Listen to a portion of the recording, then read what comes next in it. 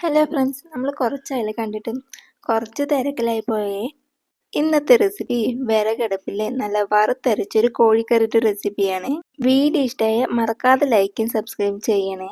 ഇതിനു വേണ്ടി ആദ്യം തന്നെ കുറച്ച് നാളികേരം ചിരവി ചെയ്തെടുത്ത് ഒന്ന് റോസ്റ്റ് ചെയ്തെടുക്കുന്നുണ്ട്.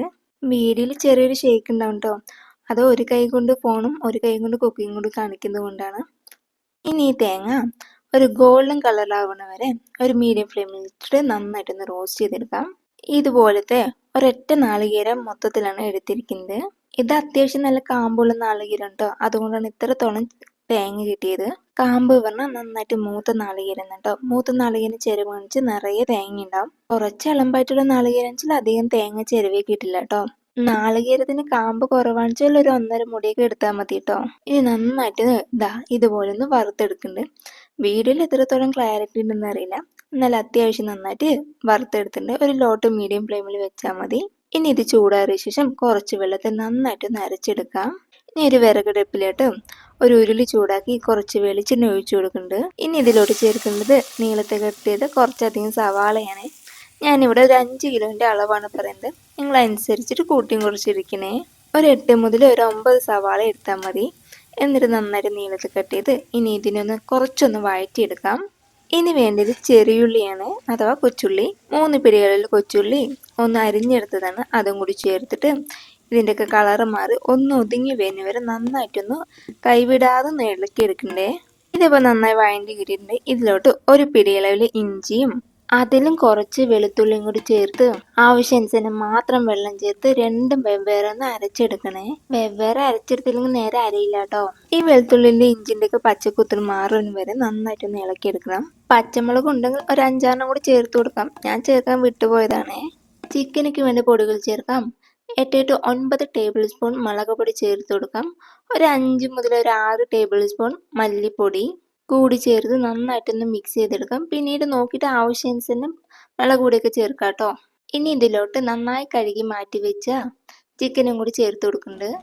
ഒരു 4 ടീസ്പൂൺ അളവിൽ മഞ്ഞൾപ്പൊടിയും കൂടി ചേർത്ത് കൊടുക്കണ്ടേ. ടേബിൾ സ്പൂണാണ് വെച്ചാൽ ഒരൊറ്റ ടേബിൾ സ്പൂൺ നിറച്ചിട്ടാൽ തന്നെ മതി കേട്ടോ. ഇനി ഒരു 2 പിടി അളവിൽ കല്ലുപ്പാണ് ചേർത്ത് കൊടുക്കുന്നത്. എൻ്റെ കൈ കണ്ട് ഞാൻ 2 പിടി അളവിൽ ചേർക്കുന്നത്. കുറച്ച് ചേർത്തിട്ട് പിന്നീട് നോക്കിയിട്ട് ചേർത്താൽ മതി.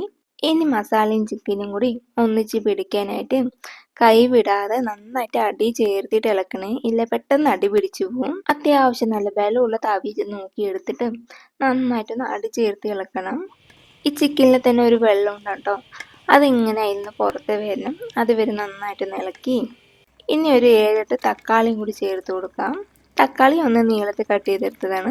തക്കാളിയിൽ ഒരു വെള്ളം ഉണ്ടാവും, അപ്പോൾ അതും കൂടി ചേർത്തിട്ട് നന്നായിട്ടൊന്ന് ഇളക്കി മിക്സ് ചെയ്തെടുക്കുമ്പോൾ ഈ ചിക്കനിൽ തന്നെ ചെറുതായിട്ടൊന്ന് വെള്ളം ഇറങ്ങും.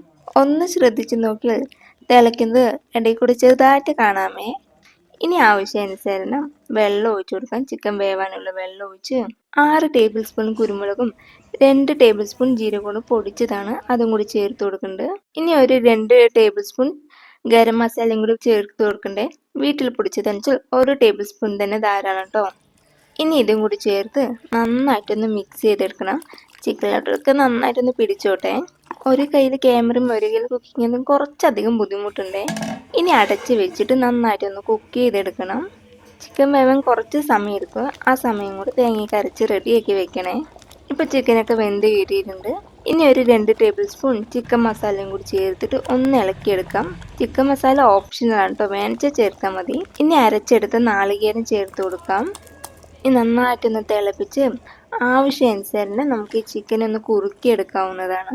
ഗ്രേവി വേണ്ടവർക്ക് ഗ്രേവി കൂട്ടിയിട്ടും ഗ്രേവി കുറച്ച് വേണ്ടവർക്ക് ഗ്രേവി കുറച്ചും എടുക്കാം. ഒരു പിടിയളവിൽ മല്ലിയിലയും ഒരു പിടിയളവിൽ കറിവേപ്പിലയും ചേർത്ത് കൊടുക്കണേ. കറിവേപ്പില ചേർക്കുന്ന വീഡിയോ എടുക്കാൻ വിട്ടുപോയിട്ടോ. ഒന്നും കൂടി ഒന്ന് തിളപ്പിച്ചെടുത്താൽ വിറകടുപ്പിൽ വറുത്തരച്ച് കോഴിക്കറി റെഡി ആയിട്ടുണ്ട്. വീഡിയോ ഇഷ്ടമായി ലൈക്ക് ചെയ്യാനും സബ്സ്ക്രൈബ് ചെയ്യാനും മറക്കല്ലേ. അപ്പം എങ്ങനെയാ, ട്രൈ ചെയ്യല്ലേ.